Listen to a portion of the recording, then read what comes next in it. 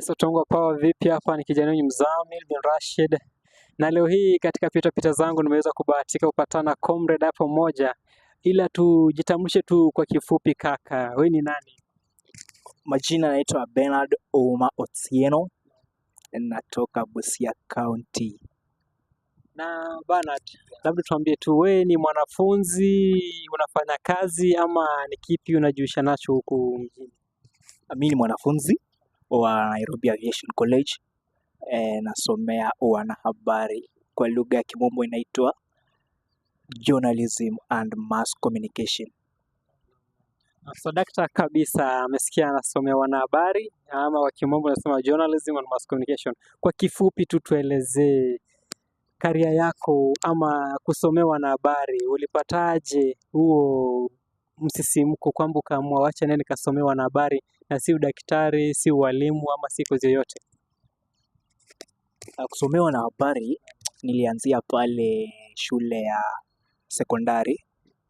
Ilikuwa tunajihusisha na masuala ya kutangaza, alafu mimi mwenyewe nilikuwa napenda kusoma, so hapo ndio career kaanza kudevelop.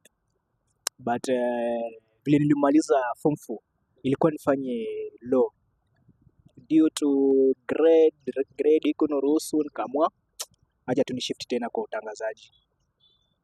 So dakta kabisa, na hapo kwa kitengo cha wanahabari, ni kitengo kipi cha wanahabari unapenda katika kuna ule kutangaza mchezo, kuna fanya siasa, kuna ule wanahabari wa kuweza kuwa news anchor wa kimombo. Je, kitengo kipi cha wanahabari ambacho unakipenda zaidi na ungependa ukifanya maisha yako baadaye? Napenda sana kuripoti haswa mambo ya siasa, because najua wanahabari ni kwa adventure, unatembea una associate na watu wengi, so napenda sana kutangaza siasa, reporter.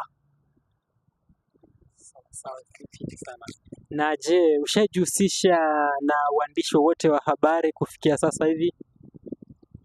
Kufikia sasa hivi bado tuna train kwa shule pale, walimu wanatupatia makala, tunajaribu like unajua una chase goal, so unatoka pale nje unajaribu your confidentiality, your eloquence, unajaribu zote ndio at least ukitoka nje isikuwe ngumu sana.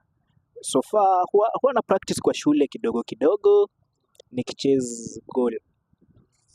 Na je, kumekuwa na masuala ya teknolojia, umeona mambo na AI zimekuja, kulingana na wewe kama mwanafunzi wa habari, je, hii matumizi ya teknolojia yameweza kubadilisha wanahabari kivyovyote vile ama wanahabari ni bado ni ule ule tu kulingana na wewe?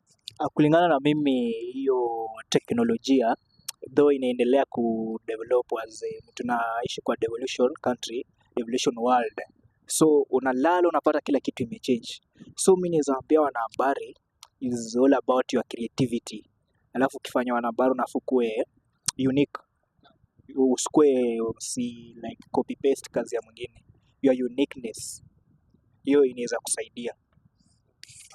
Na swali tu la mwisho, kulingana na wewe, uandishi wa wanahabari, je, unaweza leta mabadiliko yote katika jamii kulingana na wewe venye umesomea uandishi wa wanahabari, sasa hivi bado unasoma hadi kufikia kiwango ambacho umekisoma kufikia sasa hivi, unaona kiasi kipi ambacho uandishi wa wanahabari unaweza badilisha msimamo ama ule muonekano wa jamii? Actually the whole world is lying kwa wanahabari, kwa sababu wanamulika wale watu wako kule ushago kule, like sasa kwetu huko Busia kwa kijiji, lazima wadepend kwa TV ama radio ndio wajue nini imeendelea Nairobi, imeendelea Tanzania. So wanahabari wanasaidia sana kuleta matokeo mapya, habari tendeti kwa kila masaa, wana like inform na wana persuade watu. Kama kuna ugonjwa wa corona, unakumbuka corona, wanahabari ilisambaa sana, wanahabari ilikuwa wanatangaza the figure yenye watu wamekufa, wenye wako hosi, na the way we can prevent kutokana na corona, na walisaidia sana, they played a very big role. So dakta kabisa kaka, kujitambulisha, tunakutakia kila la heri katika masomo yako.